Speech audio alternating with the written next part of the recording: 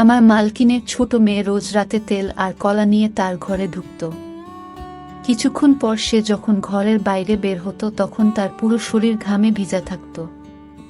এই কাজটা সে বাড়ির সকলকে লুকিয়ে করত, কিন্তু আমি তার সবকিছুই দেখতে পেতাম, কারণ ওই সময় আমি রান্নাঘরে কাজ করতাম। এটা তার প্রতিদিনের ঘটনা ছিল। সে তেল আর কলা নিয়ে কি করত এটা জানার জন্য আমি একদিন ওর ঘরে লুকিয়েছিলাম। কিছুক্ষণ আগেও ঘরে ঢুকেছে। এরপর আমি যা দেখলাম সেটা দেখে আমার পায়ের তলা থেকে মাটি সরে গেল। বন্ধুরা, গল্পটি প্রথম থেকে বলা যাক, তার আগে আপনি যদি আমাদের এই ছোট্ট চ্যানেলটি নতুন দর্শক হয়ে থাকেন তাহলে চ্যানেলটি সাবস্ক্রাইব করে আমাদের সাথে থাকবেন। আমার নাম শারমিন আক্তার।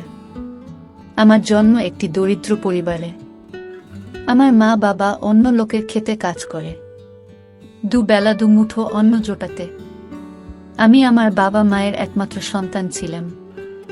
টাকা পয়সার অভাবে তারা আমাকে লেখাপড়া শেখাতে পারেনি। আমাদের কোনো রকমে দিন কাটত। আমার বয়স ছিল 11 বছর।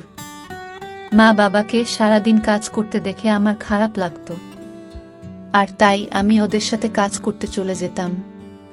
কিছুদিন পর বাবার খুব শরীর খারাপ হয়। আমরা ওনাকে হাসপাতালে নিয়ে যাই। সেখানে ডাক্তার আমাদের হাজার হাজার টাকা খরচের কথা বলে।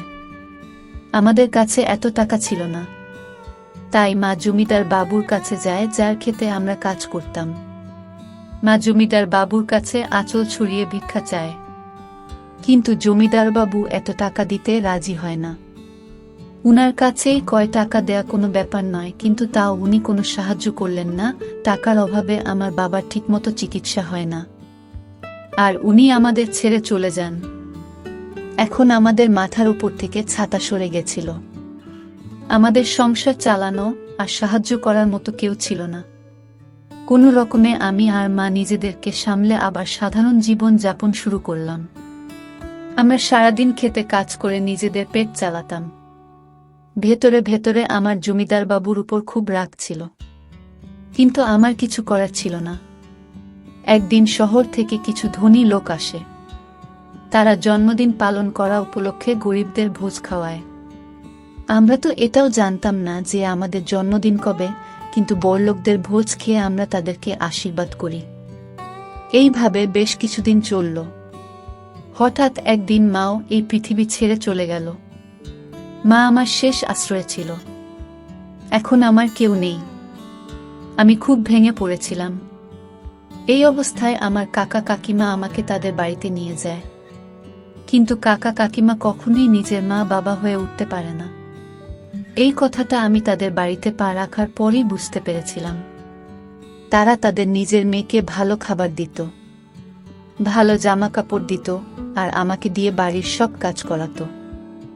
আমার সাথে ভালো করে কথা বলা তো দূরে থাক, আমার দিকে ফিরেও তাকাতো না। কিন্তু আমি এটাকে নিজের ভাগ্য মনে করে মেনে নিয়েছিলাম। একদিন আমি যখন বাসন মাজছিলাম তখন কাকা শহর থেকে ফিরে আসেন। এসে আমার কাকিকে বলেন যে শহরের এক বাড়িতে কাজের মেয়ে দরকার। আমরা বরং শারমিনকে সেখানে কাজ করতে পাঠিয়ে দিই। সাবিনা ওখানে কাজ করবে, আর আমাদের হাতে টাকা আসবে। আমার কাকিমা এই কথাটা শুনে খুব খুশি হন। আর হবে নাই বা কেন, কিছু না করে টাকা পাওয়া যাবে যে। পরের দিন কাকা আমাকে শহরে নিয়ে আসেন, আর এক বড় বাড়িতে নিয়ে যান, যেখানে একজন মহিলা, তার 2 কন্যা সহ মোট 3 জন একসাথে বসেছিল। কাকা ওনাকে সালাম করেন, আর আমার দিকে ইশারা করে বলেন যে আজ থেকে আপনার বাড়ির সব কাজ এই মেয়েটা করবে। আমি ওকে সকালে এখানে দিয়ে যাব, আর বিকেলে ফেরত নিয়ে যাব। সেই ম্যাম সাহেব আমার দিকে তাকিয়ে জিজ্ঞেস করেন যে আমি তার বাড়ির সব কাজ করতে পারবো কিনা। আমি মাথা নাড়ালাম। আমি জানতাম যে এত বড় বাড়ির সব কাজ একা হাতে সামলানো খুব একটা সহজ হবে না, কিন্তু আমার রাজি হওয়া ছাড়া আর কোনো উপায় ছিল না। কাকা কাকিমার ভয়ে আমাকে রাজি হতে হলো। সেই মালকিন আমাকে সব কাজ বুঝিয়ে দিলেন, আর আমি রান্নাঘরে কাজ করতে শুরু করলাম। আমি সারাদিন কাজ করতাম, আর রাতে কাকা আমাকে বাড়ি নিয়ে যেত। বাড়ি গিয়ে শুকনো রুটি খেয়ে গরমের মধ্যে ঘুমিয়ে পড়তাম। পরের দিন সকালে কাকা আমাকে আবার মালকিনের বাড়িতে দিয়ে আসতো। কিছুদিন এইভাবে চলল। একদিন মালকিনের বাড়িতে অনেক অতিথি আসে, আর তাই কাজও অনেক বেড়ে যায়। সেই জন্য মালকিন আমাকে বাড়ি পাঠায় না। উনি আমার কাকাকে বলেন যে যতদিন আমার অতিথিরা এই বাড়িতে আছে ততদিন শারমিনকে এখানে থাকতে দিন, কারণ রাতে সবাই দেরি করে খায়, তাই কাজও অনেক বেড়ে যায়। কাকা আমাকে না নিয়ে বাড়ি ফিরে গেল। আমি অনেক রাত অবধি কাজ করতাম, আর মালকিন তার বাড়িতে থাকার জন্য আমাকে একটি ঘর দিয়েছিলেন। কাকা কাকিমার বাড়িতে থাকা থেকে আমার এখানে থাকতে বেশি ভালো লাগতো, কারণ এখানে আমি ভালো খাবার পেতাম। আমার শোবার ঘরে পাখা ছিল, তাই আমাকে আর গরমের মধ্যে ঘুমাতে হতো না। কিন্তু আমি যখনই মালকিনকে তার মেয়েদের সাথে দেখতাম তখনই আমার নিজের মায়ের কথা মনে পড়ে যেত। এইভাবে কয়েকটা দিন কেটে গেল। মালকিনের অতিথিরা ফিরে গেল, কিন্তু মালকিন আমাকে বাড়ি পাঠালেন না। তিনি আমার কাকাকে পরিষ্কার করে বলে দিলেন যে শারমিন এখন থেকে এখানেই থাকবে। মালকিন আর তার ছোট মেয়ের সাথে আমার ভালো সম্পর্ক গড়ে উঠেছিল। উৎসবের দিন মালকিন আমাকে নতুন জামা কাপড় দিতেন। ওনার ছোট মেয়েটি খুব ভালো ছিল, আমার সাথে খোলা মনে মিশত। কিন্তু ওনার বড় মেয়েটি একটু রাগী ছিল।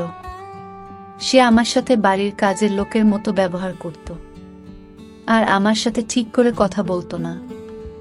একবার মালকিন আর তার মেয়েদের একটি বিয়ের ফাংশনের জন্য 3 দিন বাড়ির বাইরে থাকতে হয়। যাবার আগে মালকিন আমাকে তার বাড়ির দায়িত্ব দিয়ে যান, বলে যান যে তার বাড়ির খুব ভালো করে দেখাশোনা করতে। আমি অনেক দিন ধরে ওদের দেখাশোনা করছিলাম, তাই ওরা আমাকে বিশ্বাস করত। আমি বললাম যে এত বড় বাড়িতে আমার একা থাকতে ভয় লাগবে। তাই মালকিন আমার কাকাকে ডেকে পাঠান আর বলেন এই 3 দিন আমার সাথে এই বাড়িতে থাকতে। কাকার সঙ্গে সঙ্গে রাজি হয়ে যায়, আর মালকিন বেরিয়ে পড়ে। আমি কাকা আর আমার খাবার বানালাম আর খেয়ে শুয়ে পড়লাম। রাত 12টার সময় কাকা ঘুম থেকে উঠে ঘরের দরজা খুলে বাইরে বেরিয়ে গেল। দরজা খোলার আওয়াজে আমার ঘুম ভেঙে যায়। ভাবলাম কাকা হয়তো জল খেতে রান্নাঘরে গেছে। কিন্তু বেশ কিছুক্ষণ পরে যখন উনি ফেরত এলেন না, তখন আমি কাকা কি করছে দেখার জন্য ঘরের বাইরে বেরিয়ে এলাম। আমি কাকে এধার ওধার খুঁজতে লাগলাম। হঠাৎ আমি মালকিনের ঘর থেকে একটা শব্দ শুনতে পাই। আমি মালকিনের ঘরে উঁকি মেরে দেখি ওখানে আমার কাকা মালকিনে আলমারিতে কিছু একটা খুঁজছে। আমি জিজ্ঞেস করলাম, কি খুঁজছেন কাকা? কাকে একটু ঘাবড়ে গিয়ে বলে, কিছু না, এমনি আমার এটা দেখছিলাম। কত সুন্দর আলমারি। আমি বুঝতে পারলাম কাকা চুরির মতলব করছে। সে তার গ্রামে ছোটখাট চুরি প্রায় করেই থাকত, আর এত বড় বাড়িতে নিজেকে একা পেয়ে সে কি করে লোভ সামলায়। কিন্তু আমি চাই না কাকা এরকম কিছু করুক, কারণ আমি মালকিনের বিশ্বাস ভাঙতে চাই না। তারপর থেকে আমি কাকার উপর সারাক্ষণ নজর রাখতাম। আমি কখনো তাকে একা ছাড়তাম না। রাতে ভালো করে ঘুম হতো না। এইভাবেই 3 দিন কেটে গেল, আর মালকিন আর তার মেয়েরা বাড়ি ফিরে এলো। ওরা ফিরে আসার পর কাকা বাড়ি ফিরে গেল। মালকিন আমার জন্য কিছু জামা কাপড় নিয়ে এসেছিল, যেগুলো পেয়ে আমি খুব খুশি হলাম। একদিন রাতে যখন আমি রান্নাঘরে কাজ করছিলাম, তখন আমি মালকিনের ছোট মেয়েকে তার ঘরে তেল আর কলা নিয়ে যেতে দেখি। সে চুলের মধ্যে লুকিয়ে লুকিয়ে তার ঘরের দিকে গেল, যাতে কেউ তাকে দেখে না ফেলে। আমার জিনিসটা একটু অদ্ভুত লাগলো। আখি দিদি তেল আর কলা নিয়ে কি করবে? মালকিনের স্বামী কিছু বছর আগে মারা গেছিলেন। তারপর থেকে উনি তার 2 মেয়ের সাথে একাই থাকেন। নিজেদের ব্যবসা থাকার জন্য ওনাদের কখনো টাকা পয়সার অভাব হয়নি। আমি আছি, দিদির ব্যাপারটা এড়িয়ে গেলাম। ভাবলাম পড়াশোনা জানে, হয়তো কিছু একটা করছে। তার বন্ধুরা রোজ বাড়িতে আসতো, আর ওরা সবাই মিলে কিছু একটা প্র্যাকটিক্যাল করত। একদিন আমি দিদিকে জিজ্ঞেস করলাম যে আপনারা সব বন্ধু মিলে কি করেন? তো সে বলল যে আমরা বিজ্ঞান নিয়ে পড়াশোনা করি, তাই আমাদের প্র্যাকটিক্যাল করতে হয়। আমি কিছুই বুঝলাম না। আমি তো কোনো দিন স্কুলে যাইনি, তাই পড়াশোনার ব্যাপার আমি কি করে বুঝব? তাই জন্য আমি আখি দিদির তেল আর কলা নিয়ে যাওয়ার ব্যাপারে বেশি মাথা ঘামাতাম না। বাড়ির সকলের খাওয়া হয়ে যাওয়ার পর আমি বাসন মাজতাম আর রান্নাঘরটা পরিষ্কার করতাম। এর মধ্যে দিদি ফ্রিজ থেকে কলা বের করত আর একটি পাত্রে তেল ঢেলে নিজের ঘরে নিয়ে চলে যেত। এখন এটা রোজকার ব্যাপার হয়ে গেছিল। আমার ঘরটা দিদির ঘরের একদম সামনে ছিল। মাঝরাতে দিদির ঘর থেকে বের হতো আর নিজের হাত ধুত। তার গোটা গা ঘামে ভিজে থাকত। মাঝে মাঝে যখন আমার ঘুম আসতো না, তখন আমার এসব চোখে পড়ত। রোজ আমি এসব দেখতে পেতাম না, কারণ যখন সে বাইরে আসতো আমার চোখ লেগে যেত। এখন আর এই জিনিসটা আমার পড়াশোনার বিষয় মনে হচ্ছিল না, মনে হচ্ছিল অন্য কিছু। কারণ দিদি যদি প্র্যাকটিক্যাল জন্য কলা আর তেল নিয়ে যেত, তাহলে লুকিয়ে লুকিয়ে কেন নিয়ে যেত? আর রোজ কেন নিয়ে যেত? সারাদিন আমার মাথায় এটাই ঘুরতো যে দিদি তার ঘরে কি এমন করে। আমি মালকিনের সাথে এই ব্যাপারে কথা বলবো ভাবলাম। একদিন আমি মালকিনের ঘরে গেলাম আর দেখলাম উনি ফোনে কার সাথে কথা বলেছেন। তাই আমি কিছু না বলে ওখান থেকে চলে এলাম। তারপর আমি ভেবে দেখলাম যে মালকিনকে বললেন শুধু শুধু বাড়িতে ঝামেলা হবে, তাই আমি ছেড়ে দিলাম আর এই ব্যাপারটা নিয়ে মাথা ঘামানো বন্ধ করে দিলাম। একদিন আমার রাতে ঘুম আসছিল না। আমার মায়ের কথা খুব মনে পড়ছিল। আমি দেখি আখি দিদি তার ঘর থেকে বের হলো। তার চোখে জল এসে যাচ্ছিল। আমি ঘর থেকে বেরিয়ে এসে দিদিকে জিজ্ঞেস করলাম, আপনি কাঁদছেন কেন? দিদি প্রশ্নটা এড়িয়ে যায় আর বলে, কিছু না, তুমি গিয়ে শুয়ে পড়ো। এই বলে সে তার ঘরে চলে গেল। আমার এই চিন্তায় সারা রাত ঘুম হলো না। ভাবতে লাগলাম যে কি এমন হলো যে সব সময় হাসি খুশি থাকা আখি দিদি এত রাতে কাঁদতে কাঁদতে ঘর থেকে বেরিয়ে এলো। সারাদিন আমার মাথায় একটাই চলতে লাগলো, আখি দিদির তেল আর কলা নিয়ে ঘরে যাওয়া, মাঝ রাতে ঘর থেকে বেরিয়ে এসে হাত ধোয়া, সারা ঘামে ভিজে থাকা, তারপর এক রাতে কাঁদতে কাঁদতে ঘর থেকে বেরিয়ে আসা, আর সবথেকে বড় কথা এসব কাজ লুকিয়ে করা। আমার কোনোটাই স্বাভাবিক মনে হলো না। আমার দিদির উপর সন্দেহ হয়, ও কোনো খারাপ কাজ করছে না তো। পরের দিন দিদি কলেজে চলে যায় আর বড় দিদিও তার কলেজে যায়। তখন আমি মালকিনকে চা দিতে গেলাম আর ভাবলাম যে আখি দিদির ঘরটা একবার খুঁজে দেখি। দুপুরবেলা যখন মালকিন ঘুমিয়ে পড়ে, তখন আমি দিদির ঘরে যাই, কিন্তু ঘরে তো সেরকম কিছুই পেলাম না। সব জিনিস ঠিকভাবে রাখা ছিল। আমি বেরিয়ে এসে ভাবতে লাগলাম যে আসল ঘটনাটা কি। তখনই আখি দিদি আর বড় দিদি কলেজ থেকে ফিরে আসে। আমি তাদের জন্য খাবার বানিয়ে দিলাম, কিন্তু আখি দিদি খেতে চাইল না। সকালেও সে ঠিক করে জল খাবার খায়নি। আমি অনেকবার করে বললাম যে দিদি খাবারটা খেয়ে নাও, কিন্তু সে রেগে যায় আর আমি চুপ করে যাই। কিছুক্ষণ পর আমি ভাবলাম যে দিদিকে একবার জিজ্ঞেস করি তার কি হয়েছে, কিন্তু তারপর মনে হলো যদি সে রেগে যায়, আমার আখি দিদির জন্য চিন্তা হয়। আমি যবে থেকে এই বাড়িতে এসেছি, দিদি একবারও আমাকে বুঝতে দেননি যে আমি বাড়ির কাজের মেয়ে। সে আমায় কাকা কাকিমার থেকে অনেক বেশি যত্ন করেছে। কিছুক্ষণ পর আমার মাথায় একটা বুদ্ধি আসে। আমি যদি আজ রাতে আখি দিদির ঘরে লুকিয়ে থাকি, তাহলে আমি সবটা জানতে পারবো। আমি রাতে সবাইকে খেতে দিলাম, কিন্তু নিজে কিছু না খেয়ে দিদির ঘরে গিয়ে একটা কোনায় লুকিয়ে পড়লাম। আমি এমন সময়ে তার ঘরে ঢুকলাম যখন সে রান্নাঘরে তেল আর কলা নিতে গিয়েছিল। আমি লুকিয়ে লুকিয়ে দেখলাম যে দিদি তার ঘরে এল আর ঘরের পেছনের দরজাটা খুলে দিল। আমার মনে পড়ল সেই দিন যখন আমি দিদির ঘরে এসেছিলাম, তখন এই দরজাটা আমার চোখে পড়েনি। হয়তো দরজাটার সামনে পর্দা লাগানো ছিল, তাই আমার চোখে পড়েনি। তারপর আমি দেখলাম যে দিদি ওই দরজা দিয়ে একটা মানুষকে ভিতরে ঢোকালো। আর তারপর যেটা হলো সেটা দেখে তো আমার পায়ের তলা থেকে মাটি সরে গেল। তখন হঠাৎ আমার হাতে চেনটা, যেটা আমার মা মেলা থেকে আমায় কিনে দিয়েছিল, সেটা খুলে মাটিতে পড়ে যায়। সেই আওয়াজটা শুনে দিদি মনে হলো যে তার ঘরে আরো কেউ আছে। সে উঠে তার ঘরটা খুঁজে দেখতে লাগলো, আর তখনই একটা কোনায় সে আমাকে দেখতে পেল। দিদি আমাকে দেখে ঘাবড়ে গেল আর রেগে গিয়ে বলল, তুমি এখানে কি করছো? এইভাবে লুকিয়ে আছে কেন? দিদির রাগ দেখেই আমি একটু ভয় পেলাম।